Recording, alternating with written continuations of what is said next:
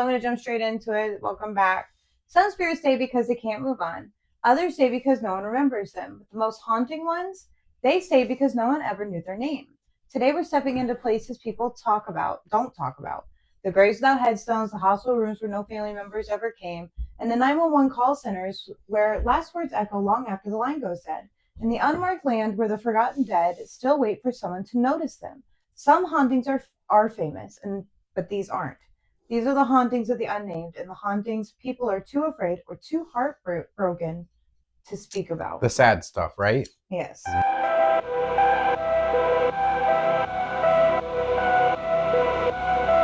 So across America, there are thousands of burial grounds most people never see. Potter's fields, unclaimed plots, rows of numbers instead of names. That is sad. The unidentified, the unspoken. Cemeteries where people were buried because no one could or would claim them. In these places, they're never quiet. Caretakers report footsteps crunching on gravel where no one is there, whispers in rows where nobody visits, cold hands brushing their sleeves as they walk past unmarked graves, and strange lights drifting between headstones, stopping as if waiting for someone to acknowledge them. People say the saddest spirits aren't the ones who died violently. They're the ones who died unseen. It is sad. In every haunting, there feels like this question, do you remember me?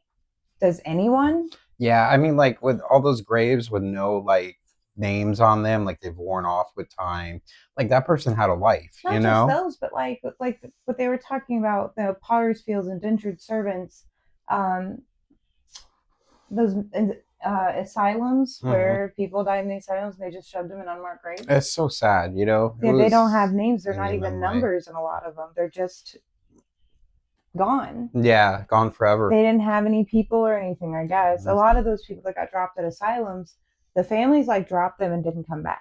Mm-hmm. They didn't care. They didn't care what happened to them. So that is very sad. You know, everybody deserves something, you know, deserves recognition. Right. They were human too. They were a person too. So night shift nurses know a secret. It isn't the patients in room 203 or 217 that scare them. It's the ones who never checked in, the ones who died in the ambulance bay or in the hallway or in the ER before a name was written down. One nurse reported seeing a woman in a hospital gown wandering near the nurse's station every night at 3 a.m. That's so sad. Yeah, she always walked the same path from the ambulance doors toward the ER entrance, pausing as if waiting for someone to greet her. And then one night the nurse approached and was like, "Ma'am, can I help you?" And the woman looked up, surprised, and vanished. Later, the nurse looked into old records. And over a decade earlier, a woman had collapsed outside the ambulance bay. No ID and no family. And she was pronounced dead within minutes, and she was never identified. Yeah, that's sad. That's super sad. And some spirits don't want revenge. They just want acknowledgement, man. Right. They just want to be like, I was here. I was alive. I get it. I was a person. Right. Now, a 911 operator in the Midwest received a call at 4:12 a.m. The line connected and there was silence. Then a woman whispered, "Help me." The operator tried to trace it and nothing. Tried to respond. There was no answer. Tried to keep her talking, but the line went dead. So protocol requires that they call back, and the phone rang once and rang twice, and then a man's voice answered, and half asleep and confused. Yeah. The dispatcher asked, "Sir, is there a woman there who needs help?" And the man told him that there's no one here but me. My wife died in this house 4 years ago. Oh God, that reminds me of the story of a cemetery that called 911, and like you could hear voices, like gravelly voices, and but you couldn't make out what they were saying. And they sent a cop out to the cemetery, and it was inside, like, you know, where they do all the inside paperwork. A mausoleum, or okay, so like the office. Yeah, like the office area, and it'd been in like I think an abandoned one, you know. Wow. Yeah, and like they're like, we don't know why there should be nobody here to be making phone calls. That's creepy, isn't it? Yeah, I think you can look it up online. I mean, just look up that you know. Well, with this story, he said his wife had died 4 years earlier, and they checked the call logs. And the number matched his wife's old cell phone number. It was disconnected, deactivated, and actually buried with her. Oh, wow. Yeah. Oh, well. And this wasn't a legend. This call was logged, timestamped, and verified. Yeah. She made a call from the grave. yeah, Whatever she was reaching for, she wasn't reaching for vengeance. right. You know, it's super That sad. gives me an idea. Bury me with my phone. She was reaching for the help that she never Make got. sure it's charged. You don't want to be in a. Go ahead, tell the folks what you want to be buried in. No. Go ahead. No. What do you call it? What do you call it? A vacuum sealed room, so I don't decay. With a playing TV. Mm-hmm. So changing channels, good stations, you know. Changing channels. Yeah, I don't want to watch HGTV. I want to watch HBO or. Who's going in there to change the channels for you? Well, have it on automatic timer, you know, and it'll switch every once in a while. I'm putting it on sports channels only. No. Baseball, basketball, football, some hockey, a little golf to get the old blood golf isn't bad. I like golf sometimes. Oh, it's good. Who's paying for this cable bill and electric bill? I don't know. I know it'll never happen. I'll have to be cremated but now I don't want to happen. So now you want to be buried also with your cell phone and a TV? Yeah, put my cell phone next to me, put like a tray table TV, like get me all set up in a vacuum sealed room so I don't decay. Perfect. Anyway, I know it'll never happen. It's okay. It's just, you know, if I could, I would. You know what I'm talking about. Burn me. It's my last chance to be hot, guys. As cities grew, old graveyards didn't always get moved. Some got paved over. Some were built on. Some, especially those filled with the poor, the indentured, or the forgotten, were never acknowledged at all. Construction crews report voices in closed-off basements, shadows slipping between unfinished hallways, and tools going missing and reappearing hours later, placed gently in the middle of the floor.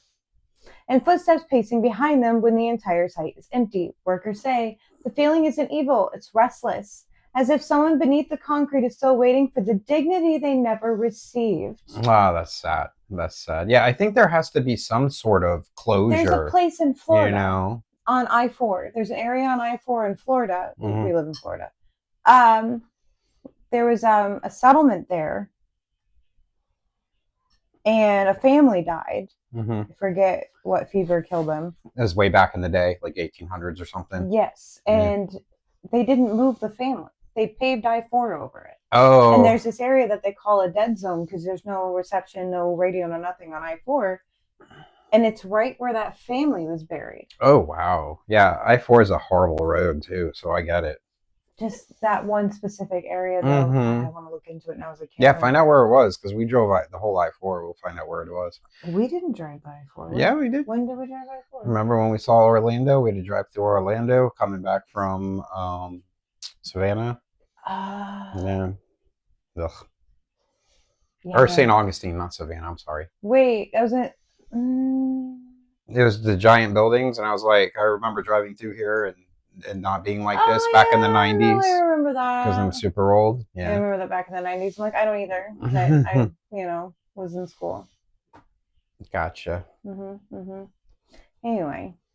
Yeah, they just need some remembrance, you know. Roadside memorials are emotional snapshots and frozen heartbreak.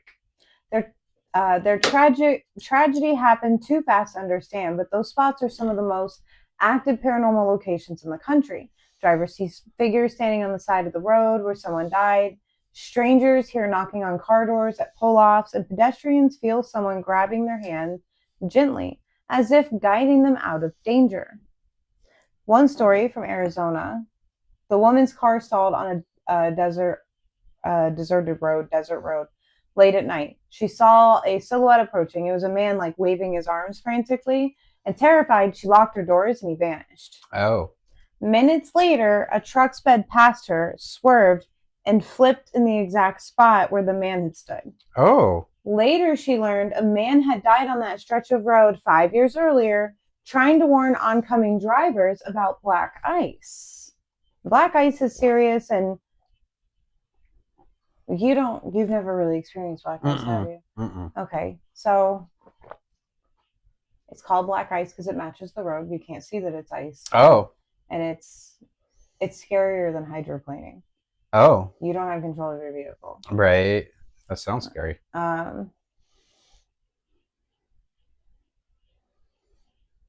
That's crazy.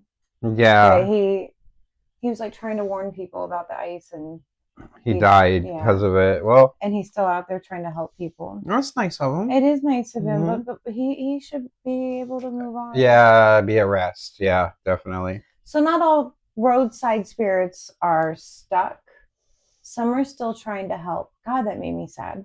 Yeah, that is sad. These hauntings aren't the heaviest of all. Places where children pass and no one wanted to remember the details: shelters, orphan homes, old medical wings, closed down school buildings. Shadows the sizes of toddlers moving across doorways, tiny handprints appearing on fog glass, and soft crying heard down empty halls. You're trying to make me cry. Not malicious, just heartbreaking. Yeah. Because some children didn't have a name when they were alive and still don't have a voice in death. Yeah, that's sad. Yeah, that's not nice. Mm. Anyway, moving on. All children deserve love. Yeah. Some hauntings tell stories, some hauntings warn, some hauntings terrify. The saddest hauntings of all belong to those who were forgotten in life Mm-hmm. and abandoned in death. Yep. They don't linger because they're vengeful. They linger because no one claimed them and no one mourned them. No one carried their name forward, but we can carry their memory now. I think you just need to do a service for these people, you know, if they're still there, just be at rest. Be at You know what I peace. think is nice? Yeah. There's this guy, and I'm mad that I can't remember his name. Mm-hmm. I know his name is John, but I can't remember like his handle. Yeah. I don't know what else to call it, his social stuff, but he does a lot of different things. He lives in a haunted manor that I think he works in. I know his name is John. Mm-hmm. But he talks to the spirits a lot. And then over the past year or so that I've seen, he started going out to graveyards and cleaning headstones. Oh, yeah, I know who you're talking about, the guy on TikTok. Yeah, and he's kind of funny. But like one of his videos recently, he was cleaning a headstone and the spirit box said, "Thank you, John." And he's like, "You're welcome, spirit," and like scrubbing the heads, like just stuff like that. I think would even Yeah, it's very nice. Yeah. be nice because you're visiting their grave. They're getting some form of being remembered. Right. Yeah. Well, I think people need that. I mean, souls need that, you know, maybe to move on to the next level or to go where they're going to go so they feel at peace. They're not restless, you know? Right. They feel like, you know, I can finally sleep now in the everlasting, you know, wherever you go or whatever you do. People that aren't, that's crazy to think of. I couldn't imagine being in a position where I pass away and no one knows who I am or remembers me. Yeah. That's very sad. That's sad. Well, eventually everybody gets forgotten. You know, one generation down, nobody's going to know who you are. Only your kids. Your kids die, then nobody knows anybody. You know, do you know What your about your grandkids? Yeah, they don't know you. My really. kids do their great grandfather. Yeah. I don't know mine. Well, all the kids know Papa. Yeah. You know, Papa's not going to be forgotten. No, but I mean, you are, you know, eventually. That happens. You get forgotten. That's it. That's the end. You're just a name on a gravestone. Okay. Anyway. No one carried their name forward, but we carry their memory now. Even if it's just for a moment, every spirit deserves a story. Every soul deserves a name. That's true. I'm glad I could make you really depressed today. This has been Extended Tease Talk. I'll see Yay. you next time. Bye. Bye.